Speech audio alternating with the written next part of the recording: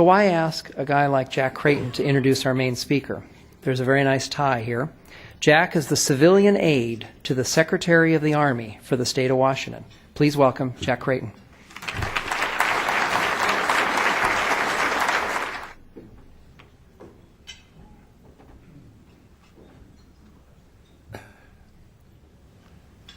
Pete, would you join us?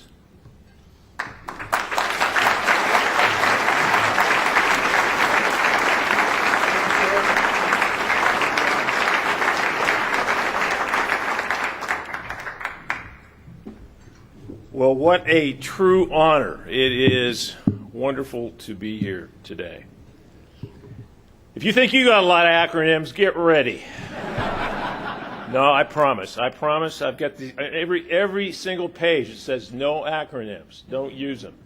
So I won't use them. It is really, really great for Beth and I to be here in Seattle, even if it's for a short period of time. I've been Vice Chief of Staff of the Army now for 3.5 years. I'm getting ready to retire at the end of January. And it doesn't seem like it, but Beth and I left here almost 40 years ago. I had never been east of Spokane, Washington. I made a couple of frays down to California to see the Huskies playing Rose Bowls, but I'd never been east of Spokane, Washington. And we drove across the country on our way to Fort Knox, Kentucky. Since then, we have been all over the world. We've moved 28 times in 39 years. And I will tell you, we are both very, very much looking forward to returning to what we consider is God's country.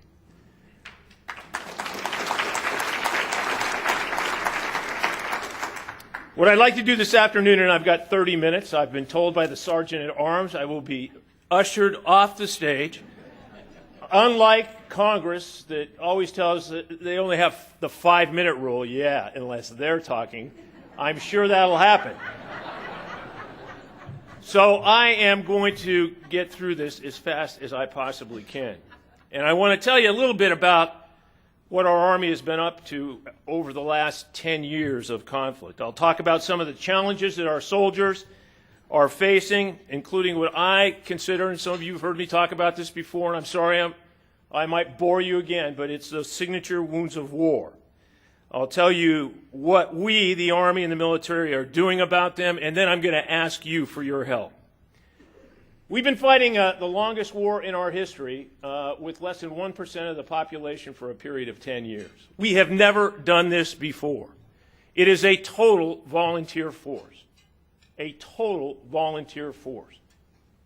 We've always had volunteers in our Army, but we have never had all volunteers. Every step of the way, the support of the American people has been absolutely overwhelming. You don't have to agree with the conflict, but the support to the troops of all the branches has been amazing. And we could not have accomplished all that we have done without their backing and encouragement. That said, the support of our fellow Americans will prove even more important in the months and years ahead as we transition from a wartime Army to one predominantly at peace. Historically, the size of the Army has fluctuated over time. We've built it up and we've broken it back down again. Many of you know at the end of World War II, we were about 243,000 folks. We grew it to 8.5 million to fight World War II. We brought it down again to 530,000 prior to going into Korea. 1.5 million into Vietnam. We brought it back down to 700,000. And we started this war at 482,000 soldiers. We have grown it over time to 570,000. And again, we will begin to dismantle it. We already know we're going to take it down to 520,000 soldiers. That was announced last year. It would not surprise anybody if I told you that I think we will go below 500,000. We are currently looking at having a budget cut of between $450 billion and $500 billion over a 10-year period in the entire Department of Defense. And if Congress and the Super Committee is not able to come to some kind of agreement, that number could grow to $1.2 trillion. As our Chief of Staff of the Army, General Ray Odierno, has said, in the end, we may be a smaller force, but it will be as good a force then as it is today. We must always be prepared when called upon to meet the obligations of the American people, and quite frankly, simply stated, that is to fight and win our nation's wars. That's why you have armies. History has shown us to expect the unexpected.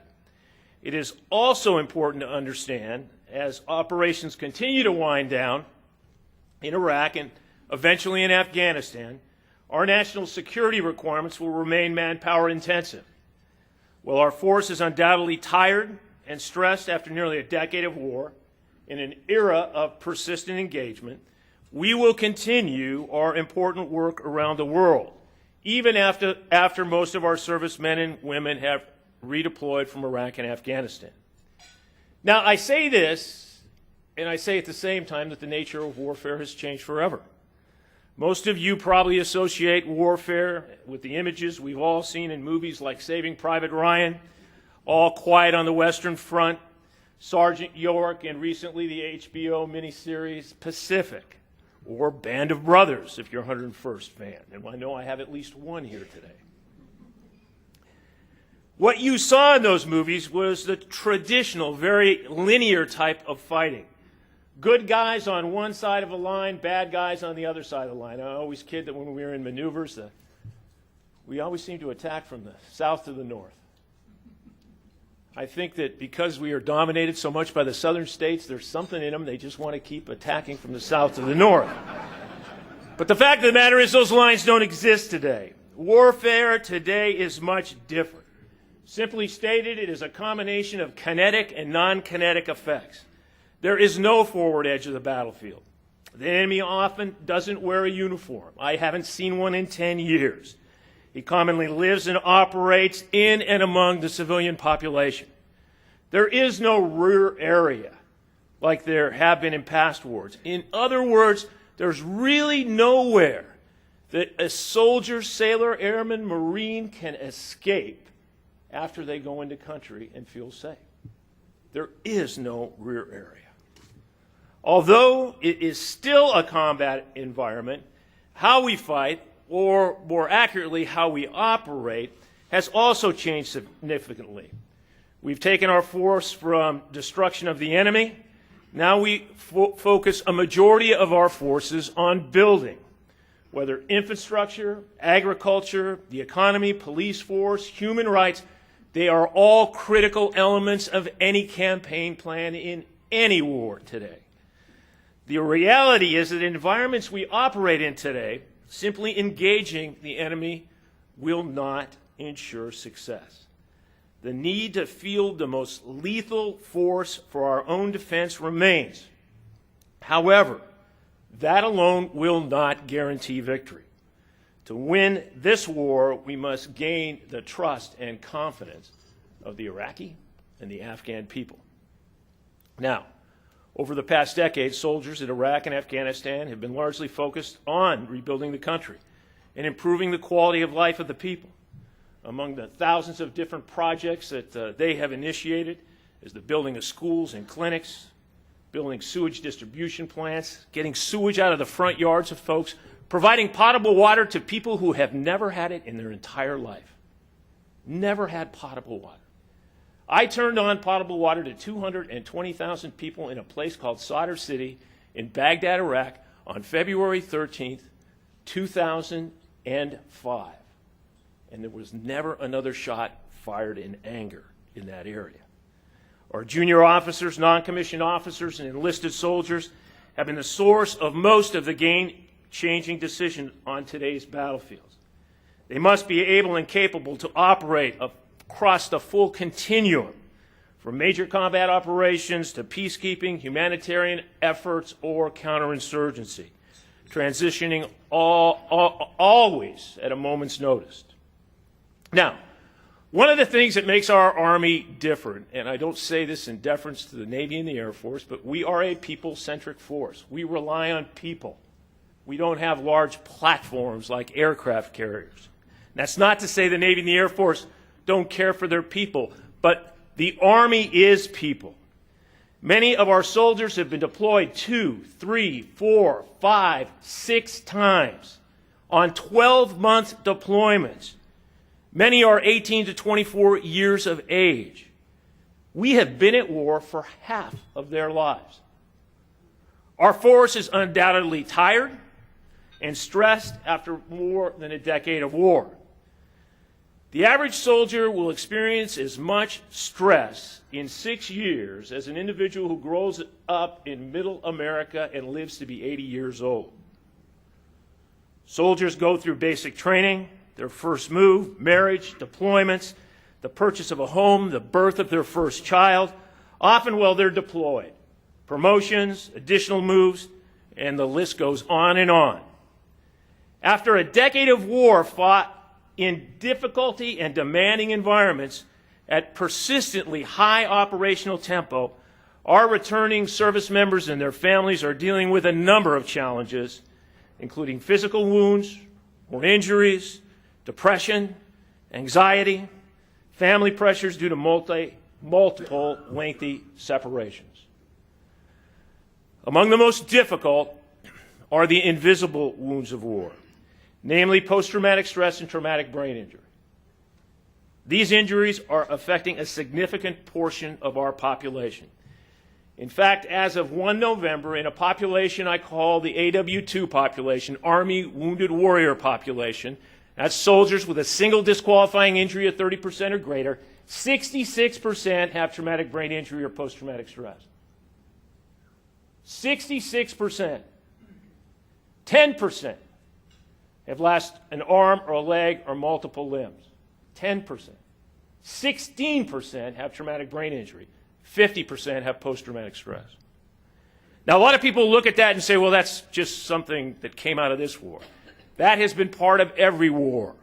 And for those of you who have never seen it, I just highly recommend the HBO documentary, War Torn, 1861 to 2010, where they go back and through letters written can catalog a case of post-traumatic stress coming out of the Civil War. And the fact is, there are many, many more than that 66% that I mentioned that are afflicted with post-traumatic stress and traumatic brain injury. Now, the challenge of these wounds is twofold. First, and this is the most important, it is the immaturity of brain science is such that we simply do not yet know enough. Researchers, doctors, and other healthcare providers are learning more and more about the brain every single day and about injuries to the brain. But there's much, much more to be learned. I always challenge my audiences. If you don't believe me, go online and Google and find me a negative article about how we are taking care of soldiers, which I call the mechanical wounds of war. You won't find one. But go online and Google and see the charges made against us for not taking care of soldiers with post-traumatic stress and traumatic brain injury. Frankly, we just can't make a proper diagnosis in every instance because of something called comorbidity, the sharing of symptoms, and we just don't know enough. Now, the second challenge to these injuries is the long-standing stigma associated with these and other behavioral health injuries and conditions.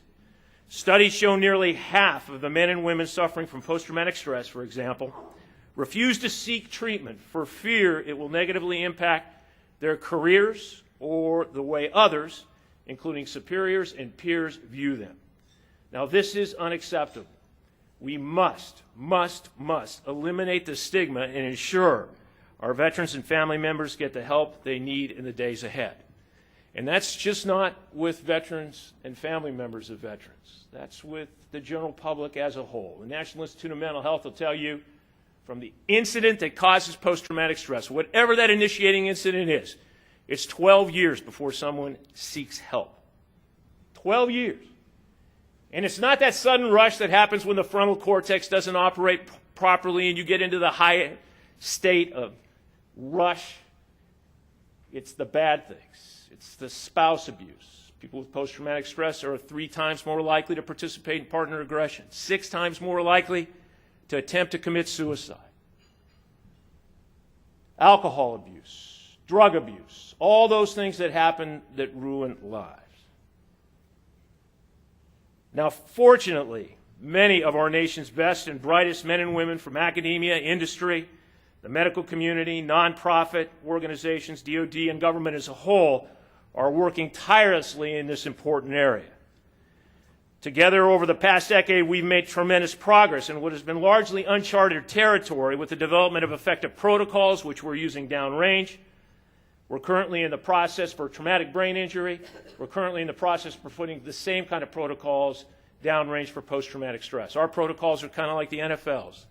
You get into a concussive event, we pull you out of the fight. If you have a concussion, we're going to keep you out of the fight for as long as it takes for that concussion to heal, because the real cognitive issues happen when an individual has a second concussion before the first one's had an opportunity to heal. Meanwhile, the medical and scientific and research communities have developed new treatments and imaging methods, therapies, technologies, and protective devices. We've also made great strides within our own ranks. Among our many endeavors in recent years, we've established a pain management task force and campaign plan to help adopt best practices Army-wide. We've issued much needed guidance in critical areas such as polypharmacy management and pain management. Our medical command recently changed several policies regarding the number of prescriptions and medications and the duration for which a prescription may be considered valid or legitimate. Now, these important changes have led to a decreased use of prescription medications. I've seen at Walter Reed alone, we've gone from 85% of the soldiers in our Warrior Transition Unit being on some kind of psychotropic drug down to 8.5%. And you have to realize that 50% of the soldiers that I've got in my WTUs have some kind of behavioral health issues. I've got 20,000 folks that are currently in the disability evaluation system, and over 50% of them have behavioral health issues. Now, these important changes have led to a decreased use of prescription medicines. These types of change will help us decrease the number of accidental overdoses, medication diversions, and incidents of drug abuse. They're a very, very important part of the Army Medical Department's holistic pain management campaign plan. Now, people often ask me, what can I do to help? And here are 4 ways you can assist veterans, wounded warriors, and their families. The first is help connect existing programs and available resources in your community to the diverse needs of our service members, veterans, wounded warriors, their families, and the families of the fallen. There are private, public, faith-based, civic, governmental, and non-governmental organizations whose sole aim is to care for veterans and families. And veterans want 3 main things. First, education. And we've gone a long way with the GI Bill to be giving them the opportunity to have that education. Secure and fulfilling employment. Currently in the Army, my Army veterans are unemployed to the rate of 36% unemployment rate for kids coming out of the Army. And we're working very, very hard on transition services. And finally, the ability to access health care, information, options, and services is absolutely critical. Veterans have valuable skills, tremendous small unit leadership skills. They are very well educated. 99.9% of the soldiers that are currently in the Army have a high school diploma. 99.9%. That 1% that do not have high school diploma speaks a dialect of Pushtun or Dari, where we really don't care whether they have a high school diploma or not. 86% of our lieutenant colonels and colonels who leave the service have a master's degree.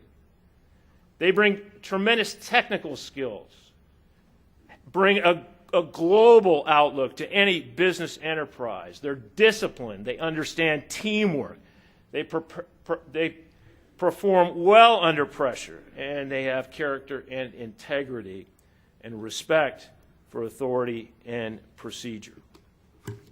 Members of the military, to include senior leaders like myself, are limited by law in what we can and cannot do with respect to supporting or promoting these organizations.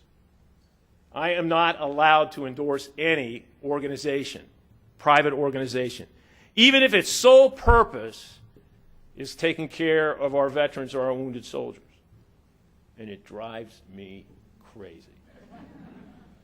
So I've come up with a deal that basically says there are a lot of great organizations out there, but if you want to help wounded warriors, the Army Home Front Fund is a great way to do it. Now, we rely on others to spread the word and rally around our soldiers, sailors, airmen, Marines, and Coast Guardsmen, so that when a young man or woman leaves the military and returns home to Duluth, Minnesota, or Springfield, Illinois, or Puyallup, Washington, and one of the greatest things is going through the Army for 40 years and hearing people pronounce Puyallup, Washington. We can be certain they will be embraced by the community and given the support needed to reintegrate back into the lives they left behind. Second is help organize. Make it possible for veterans to go to a single website to find information and get the help that they need. There's no doubt in my mind there's plenty of help here in Seattle, Washington. But the problem is trying to hook up the veteran to the programs that are out there. Support and encourage the study of brain science. As I said earlier, we simply don't know enough about the brain. We need to continue to learn as much as we possibly can and support the research community in their efforts. And this just isn't important from an Army or a DoD perspective, but across society as a whole. Advances and discoveries will benefit individuals suffering from concussions, major depression, Alzheimer's disease, and other forms of dementia. And there's no doubt about that I believe that we are going to unlock those secrets. Finally, I cannot say it enough. Help me, please, eliminate the long-standing stigma associated with seeking and receiving help. We need you to be ambassadors to help spread the word. Use your positions, use your club, use your influence, your platforms to help and inform and empower others. Recognizing, again, these are not just Army issues, they are national issues.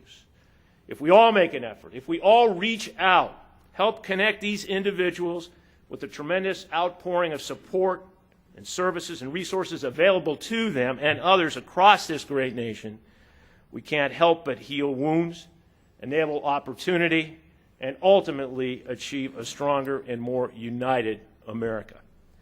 Thank you. And now, I am 1 minute early, Madam Sergeant of Arms. I think I have time for questions.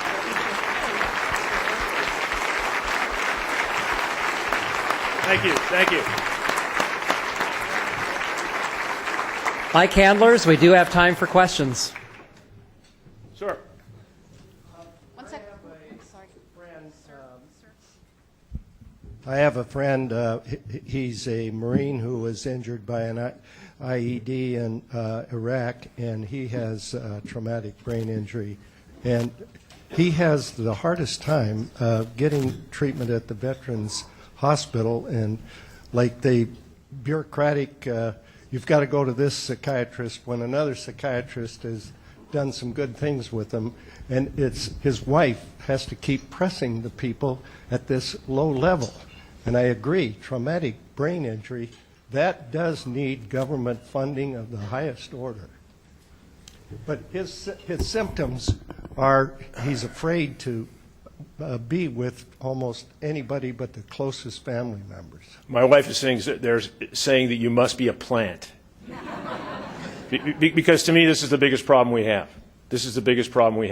For those of you who don't know about TBI, just let me show you this one chart. I know it's been driving you crazy. What has that piece of white paper been up there the entire time? I know all of you can't see this, but this is a picture of 3 brains, and I can do this in about 60 seconds. 3 brains. The brain is 2% of your body mass. It burns 20% of the energy created by your body. That brain that you see up there on the far right, that's the way your brain is supposed to look. That's using a new imaging technology called positron emission tomography. They pump you full of glucose, wait 20 minutes, take a picture of your brain. The brain in the center is an individual who's been comatose for 5 days. This individual is in a terrible car accident. After 5 days, took a picture of his brain. That's what it looks like. The one on the far left is a picture of a brain of an individual, a UCLA football player, hit with 2 minutes and 47 seconds to go in the first half of a game down in Los Angeles. He's smacked, taken off the field, 100 yards long, 55 yards plus a few inches wide. Cameras, doctors, trainers, bring him in at halftime, take a look at him, say, you're clear, go ahead and play the second half. As he's dressing out that night, one of the trainers comes up to him and says, listen, if you display any of the following symptoms tomorrow, go see a doctor. He did. That's the picture of his brain. He walks in, he explains what's the matter with him, has a conversation with the doctor. His brain looks identical to the individual, almost identical to the individual who's been comatose for 5 days. We can see concussion when we have these kind of imaging tools. We can't see post-traumatic stress, but we're close to being able to see what happened. I'll just read you a paragraph. I get these letters all the time, sir, just to try to... This is on November 8th, 2011. I won't give you his name. Was medically retired from the Marine Corps with a 100% combat disabled rating. I've seen a neuropsychological, this is from a father, evaluation of him by an independent psychologist. It indicates he's been diagnosed with severe post-traumatic stress disorder, with dissociative episodes, chronic post-concussion syndrome, TBI, cognitive disorder, major depression disorder, severe without psychotic features, military injuries including multiple concussions and other injuries, and severe social and environmental stressors. In his 4 combat tours, he spent part of 7 consecutive years in Iraq or Afghanistan. 2003, 4, 5, 6, 7, and 9. His awards include the Bronze Star, Purple Heart, the Navy and Marine Corps Commendation Medal, and the Army Commendation Medal. In addition to experiencing many horrific events in war, he was physically wounded 4 times and was treated. This does not include the number of times he was inside a vehicle that was blasted by IEDs or was in close proximity to daily mortar and rocket attacks that were inside the wire. Unfortunately, the blast wounds to his brain, invisible wounds, were not initially diagnosed. These wounds, as well as the blast wounds that caused physical damage and the moral wounds, have ultimately ruined his military career and maybe his life. I'm looking to help save his life. I get these all the time. And it's not because doctors can't, they want to help. We just don't know what to do in every case. And it is extremely, extremely difficult. But the bureaucracy and the healthcare system is not set up to take care of these wounds. And we're trying to change all that. But if you want to see something that's hard to change, boy, go talk to a bunch of doctors and tell them you have a better way, yet you're not a doctor.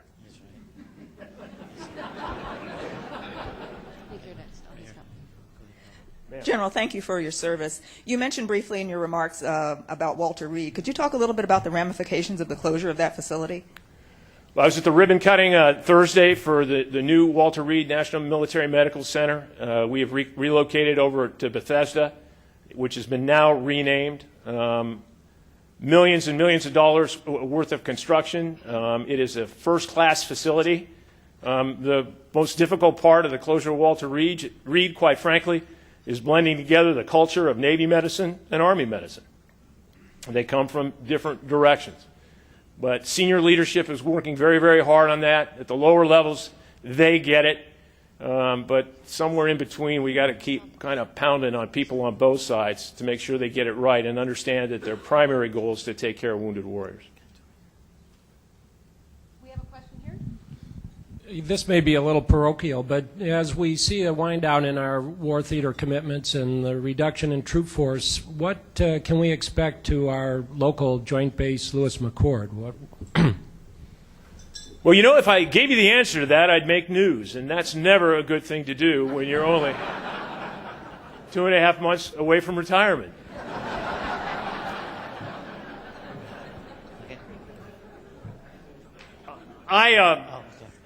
We really don't know yet. And that is a truthful answer. We do not know yet. And the reason why we don't know is, well, what is it? Is it $450 billion over 10 years? Is it $1.2 trillion over 10 years? If it's $1.2 trillion, as Secretary Panetta has said, that would be absolutely devastating to all the services and to national defense. And it would mean that the number of right now, I mean, your volunteer force is an expensive force, but we fought these wars with no more than 570,000 folks. 10,000 soldiers is $1.4 billion a year, fully burdened, paying them, housing them, equipping them. $1.4 billion for 10,000 soldiers. We budget over a 5-year cycle called a POM cycle, and I am a words guy. Okay, I went to Seattle University. I am a words, and I think I have a minor in philosophy too from going to Seattle University. But do I, Father? But even I can do that math in public. You take out 10,000 soldiers, $1.4 billion a year. You multiply that by 5, that's $7 billion. So for every 10,000 over a POM cycle, okay, 20,000 is $14 billion. And then you can take the math from there. And it gets to be big, big numbers. So there's a tendency to come after us. We're kind of the rheostat of the Department of Defense. You can go ahead and say we're going to get rid of an aircraft carrier, but before you'll see any savings from getting rid of an aircraft carrier, it'll be 4 years. By the time you go through the decommissioning and all the work that needs to be done, that's what my Navy friends have taught me over time. It'll take you a long time to realize those savings. We're pretty good. You can take us up and down, and when you take us up and down, you see immediate savings right away. But with a variance between $450 billion a year and $1.2 trillion, I cannot tell you with any certainty what that's going to mean to Fort Lewis.